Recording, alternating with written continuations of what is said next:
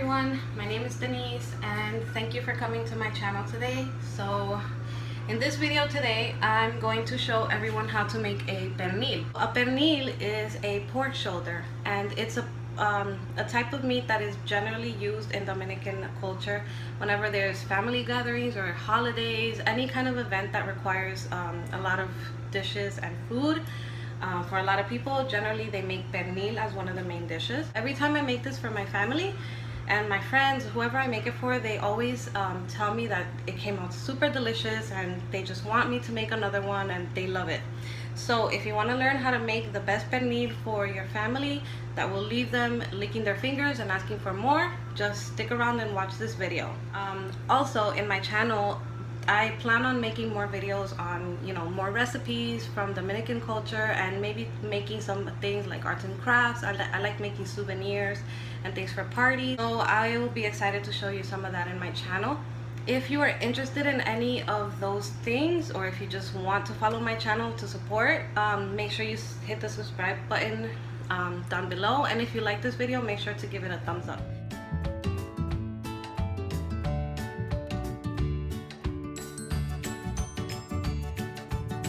So these are the ingredients that you are going to need to make your pernil. First, we have an onion, any size. We're only gonna need about half of this onion. A bunch of cilantro. You need some adobo. I like to put sazon líquido on mine. It's not mandatory, you don't really need it because you're already making sazon, but I like the flavor of this because it gives it a little something. You need some oregano, garlic, salt, green pepper, some lemons, and of course your main ingredient, the pernil.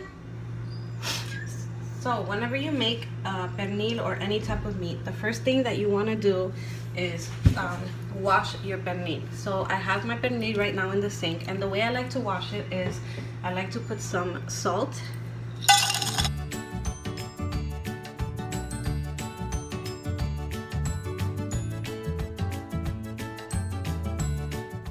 then you want to take one limon or two limones if you want, and just squeeze it all over and rub the limon all over the pernil.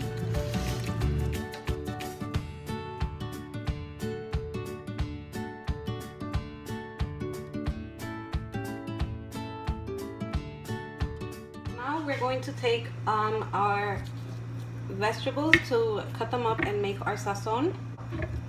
I normally just like to cut it in half because I don't use the whole onion. I just use a part of it, so I just take half of it and take off, the parts that are like paper, like the dried parts of the onions. You want to remove that, and then you just want to cut it up. Be careful because onions make you tear up. I've seen some videos,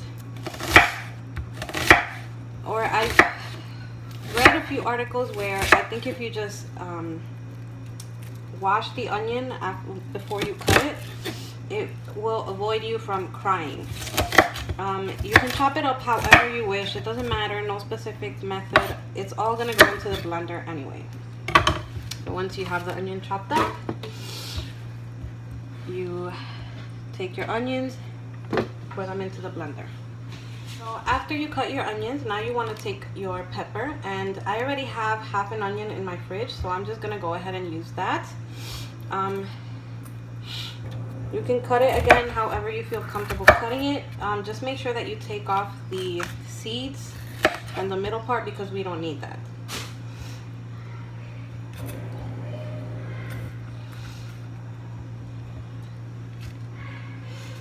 Okay, and again, you just cut it however you feel comfortable, however you want to cut it.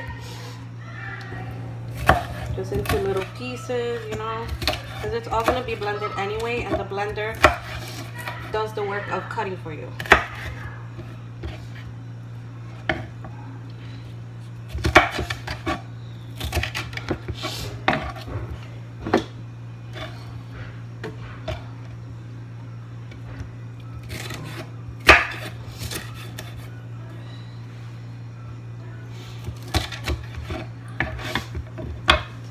next we're gonna take the cilantro, and you can use all of it if you want. It depends on how much you like the flavor of cilantro. I generally don't like too much cilantro, just enough to give it that little bit of a cilantro taste.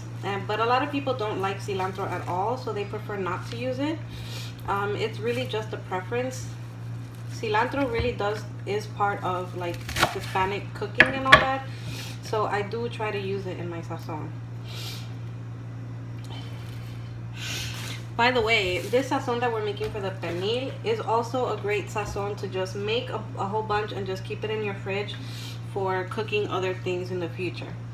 Next we're gonna take the limon, and notice I can never tell which one it is. It's the green one.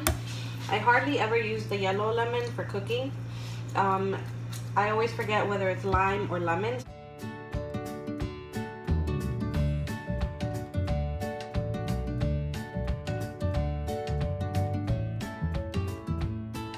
What I like to do now is I like to blend it a little bit.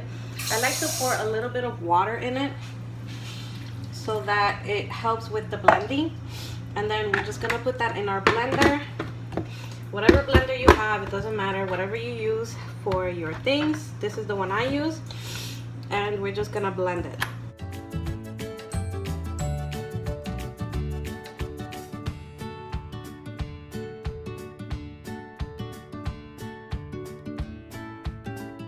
So now what I like to do is I like to put in the adobo.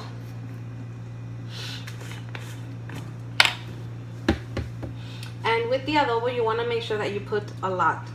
I mean, not a lot to make it way salty, but enough so that the adobo doesn't fade, because the pernil gives off a lot of water. So if you only put a little bit of adobo, when it gives off a lot of water, it's gonna lose the flavor. What I'm adding now is oregano. Next, we're gonna add in our garlic. So if you chose to use garlic cloves, the whole garlic, then you would have blended that in. You would have mashed it a little bit and blended it in with the first step. But since I like to use liquid, I'm just gonna take a few spoonfuls of this and pour it into my sazon. And I also like to add a little bit of sazon líquido. It's not really necessary because you're already making sazon, but I like to add it because it gives it a little bit of an extra flavoring, which I tend to like. Alright, so once you have all that in your blender, now you want to cover your blender back up again and mix it some more.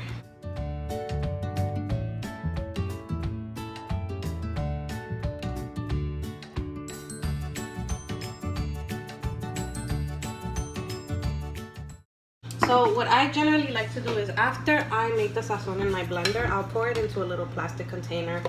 Or if you like to use ceramic ones, you could use that, but just something a little smaller and easier to work with. Now that we have a clean pernil, what I like to do is I like to make a bunch of holes everywhere, because the holes is the location where we're gonna put the sazon. So just be careful with your knife, don't cut yourself, and just anywhere that you think that the sazon might be good, just punch a hole.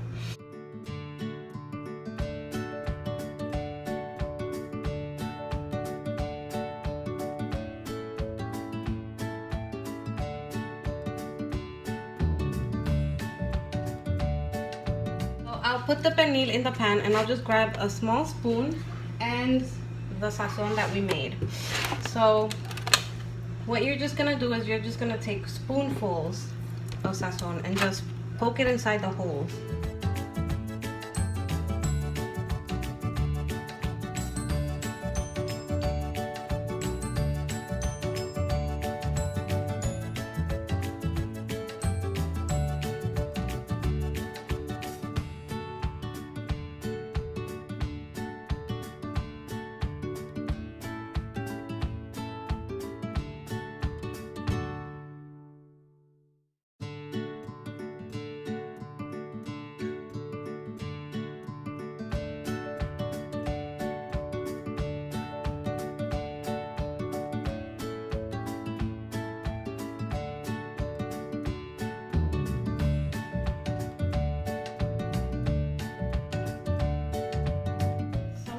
have put sazon in almost every hole.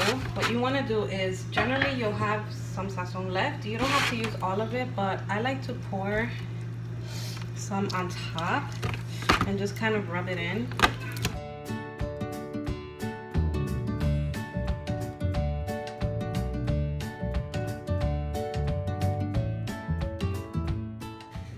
So once you have the pernil seasoned, you're gonna get something kind of like that. It's gonna just look green. Generally, it's best to put the skin side on the top of the pan, on the top side, because if you leave it in the bottom, it's gonna be mushy. But the end goal is for it to be kind of crunchy and cooked. I like to set the oven to 375 degrees and put it in the oven for about 6 hours.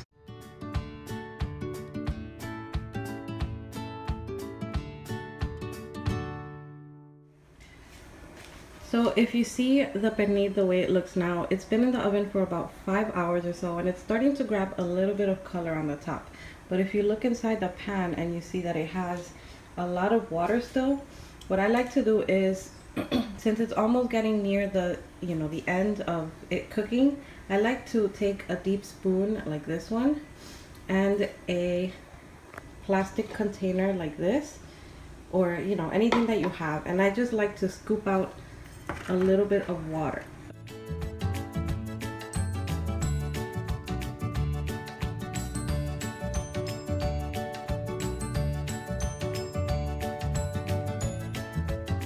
Also take a little bit and just kind of basket, just pour some over,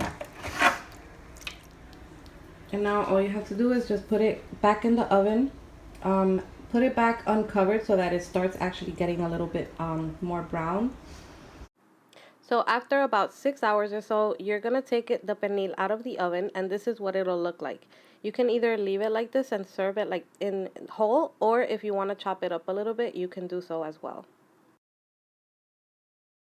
In order to chop it up, you're going to need maybe some scissors and a pointed long fork for big pieces of meat. First, you want to just lift off the skin so that you can leave it whole and cut it up later.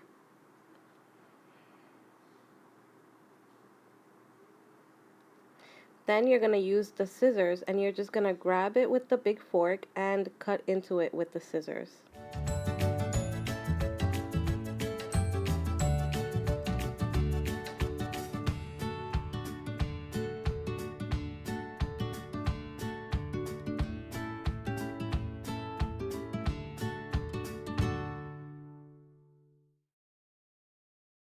Once you reach the part where the bone is, you're just going to lift off the bone and throw it in the garbage, and make sure to take any extra pieces of meat that are left behind.